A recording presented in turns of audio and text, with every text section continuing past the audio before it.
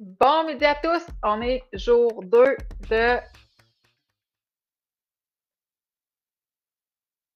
Oh, pardon.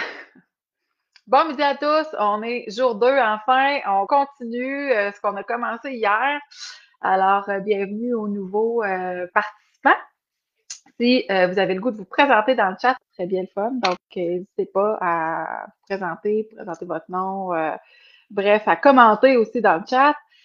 Aujourd'hui, en fait, ce qu'on va faire, c'est qu'on va faire le bilan, le point sur votre vie personnelle d'abord. Mais avant d'aller un petit peu plus loin là-dedans, je veux juste me représenter puis parler un peu de l'intention là, de ces 15 minutes-là qu'on prend ensemble aujourd'hui.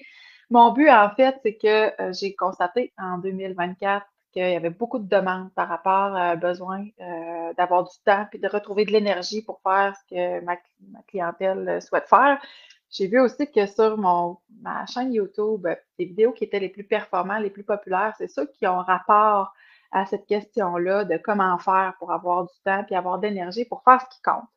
Donc, je me suis dit, ben tiens, pourquoi pas proposer en décembre un événement qui va s'appeler En avant 2025, faire un petit jeu de mots avec le concept de l'avant Noël, puis l'avant 2025, parce que si tu veux avoir du temps puis de l'énergie en 2025, c'est maintenant en fait que tu peux te préparer. En te préparant mieux pour tes résolutions 2025, tu as pas mal plus de chances de succès. Fait que comment on fait pour se préparer? C'est ce que je te propose en fait de faire en prenant 15 minutes par jour à tous les midis de la semaine jusqu'au 20 décembre. Je dis midi, mais en fait, c'est 11h30 pour être plus précis. On prend ce 15 minutes-là ensemble. Tu n'as pas besoin d'être là à tous les jours à 11h30. C'est pas grave si tu en manques. Y a pas, c'est même vraiment pas grave, en fait, parce que chaque jour, je vais aborder un thème différent. Si tu es là à chaque jour, tant mieux. C'est que ça va te permettre quand même de suivre le fil conducteur qu'il y a en arrière de mon intention, mais tu manques rien si jamais tu n'es pas là. C'est pas grave parce que je les enregistre, ces capsules-là, puis tu vas pouvoir les réécouter sur ma chaîne YouTube. Alors voilà. Bref, ce 15 minutes-là, je le répète, c'est pour se donner des pistes, en fait, de réflexion personnelle. C'est pas de l'intervention, c'est pas de la consultation. Si jamais tu travailles avec quelqu'un d'autre, un professionnel qui t'accompagne, ne prends pas les stratégies ou mes pistes comme pour du cash. Donc, tu sais, toujours suivre les recommandations d'un professionnel qui t'est dédié, c'est ce que je peux privilégier. Si jamais ça va pas, tu peux m'écrire en texto, en commentaire, pardon, ou en privé. À ce moment-là, là, je pourrais t'aider et te réorienter vers des ressources qui seront capables là, de t'accompagner selon tes besoins.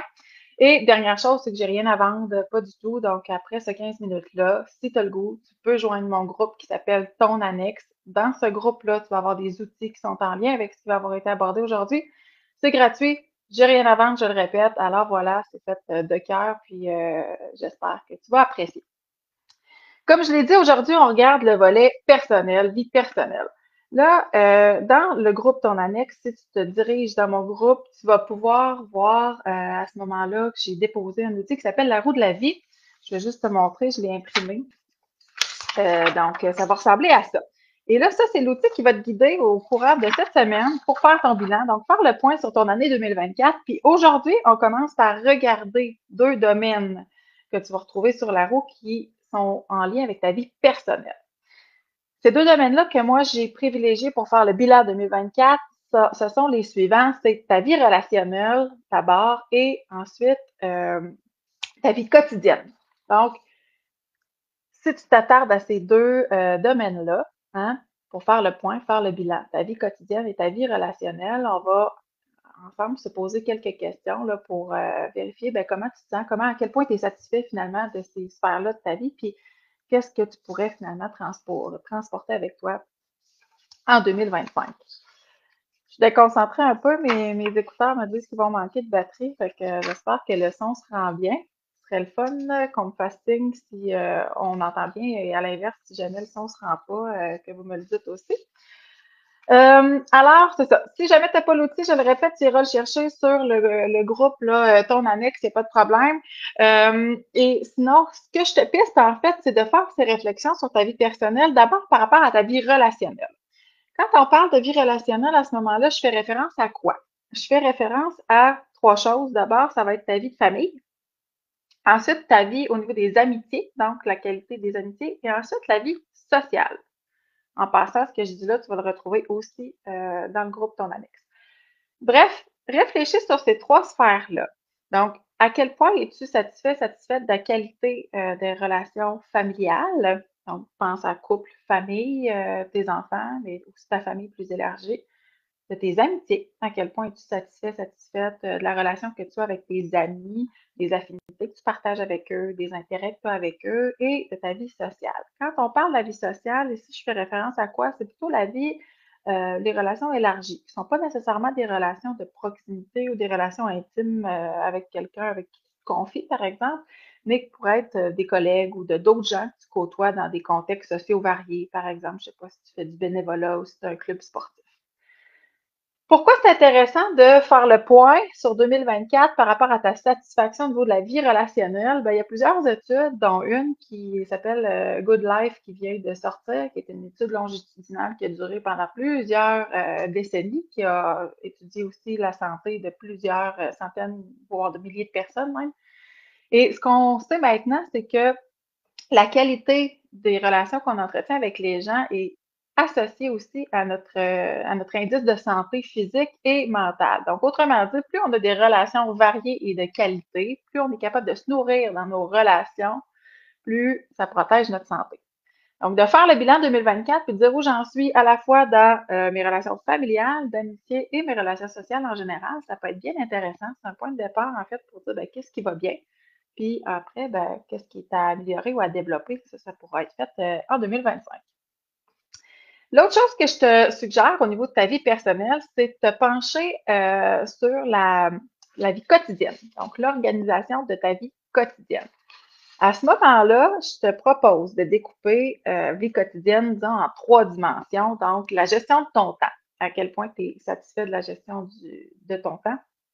De ton équilibre aussi. Est-ce que tu sens que tu as un équilibre dans ta vie quotidienne? Équilibre entre tes responsabilités, tes tâches, tes routines. Et est-ce que tu sens que tu es capable de prioriser? Donc, gestion du temps, équilibre et priorité. Ce sont les trois aspects que je t'invite à réfléchir plus précisément dans ton bilan. Pourquoi je t'invite à faire ça? C'est qu'encore une fois, l'organisation de la vie quotidienne, on sait que ça va être un des facteurs, en fait, qui peut influencer le stress, soit positivement ou soit négativement. C'est-à-dire que si tu sens que ton quotidien manque d'organisation, que c'est difficile pour toi d'organiser ton temps, tes priorités, puis que tu te sens finalement en déséquilibre trop souvent, ben, le stress augmente. Puis quand le stress augmente, ben, j'ai pas besoin de te dire que l'inconfort aussi. C'est un peu le concept. C'est que si je veux finalement éventuellement me sentir plus heureux, mieux dans ma vie, plus en équilibre, donc la première sphère à évaluer, vie personnelle au niveau des relations et au niveau de l'organisation de mon quotidien. C'est aussi deux sphères sur lesquelles tu as beaucoup de pouvoir.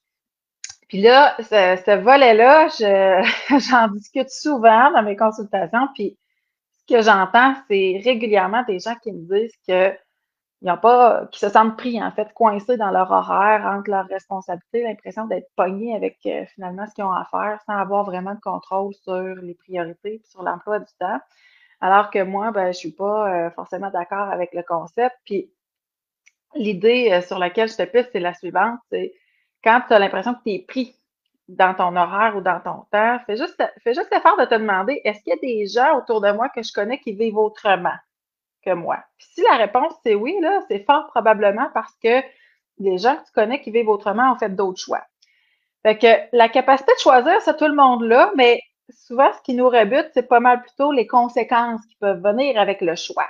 Mais la notion d'organisation du quotidien, donc, ce que je suis en train de dire, c'est que si tu te sens pris dans l'organisation de ton quotidien, ramène-toi au choix que tu fais quotidiennement, puis après, c'est de voir quel autre choix différemment tu pourrais faire pour te sentir plus libre dans ton horaire. Bref, voilà. Cette première étape donc du bilan qui t'amène à évaluer vie personnelle, je te suggère de le faire maintenant. S'il y a des questions, des commentaires, vous pouvez me les écrire là, dans le chat en passant. Donc, ça va rendre l'échange plus dynamique, plus vivant. Ces éléments-là dont je viens de te parler, que je t'invite à réfléchir, je vais les placer dans mon groupe Ton Annexe. Donc, fais la demande, là, si tu veux avoir accès au groupe, là, ton annexe sur Facebook. À ce moment-là, tu vas avoir accès à la documentation, c'est-à-dire la roue pour évaluer là, ton état de satisfaction 2024, mais aussi là, un petit document qui va t'amener à te pister sur des réflexions plus précises, plus concrètes, pour avoir des points d'ancrage, savoir, OK, qu'est-ce qui va bien? Ce qui va bien, c'est le fun, puis tu vas le garder, tu vas l'amener avec toi en 2025, ça. Puis ce qui est peut-être à améliorer ou à renforcer, ben encore là, tu vas l'avoir mis en évidence grâce à cet outil-là, puis ces petits documents-là que je te donne.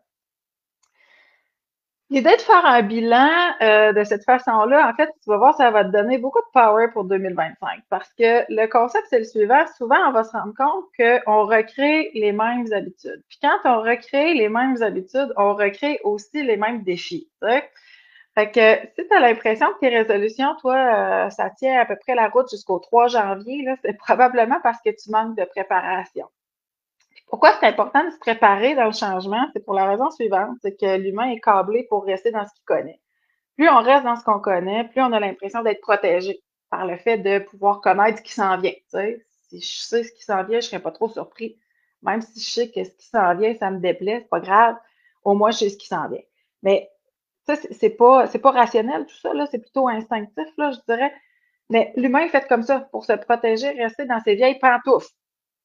Donc, si tu veux enlever tes vieilles pantoufles puis porter des nouveaux souliers en 2025, prépare-toi. Et prépare-toi, entre autres, avec les outils que je te suggère. Alors voilà, ça complète ce que j'avais à dire pour aujourd'hui. Je te suggère de faire les pistes de réflexion avant la capsule de demain.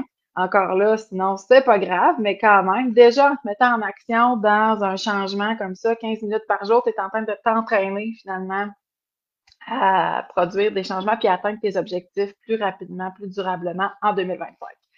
Sur ça, je te souhaite une belle journée et je te donne rendez-vous demain, mercredi, à 11h30 pour la suite où on va faire un bilan par rapport à ta vie professionnelle. À demain!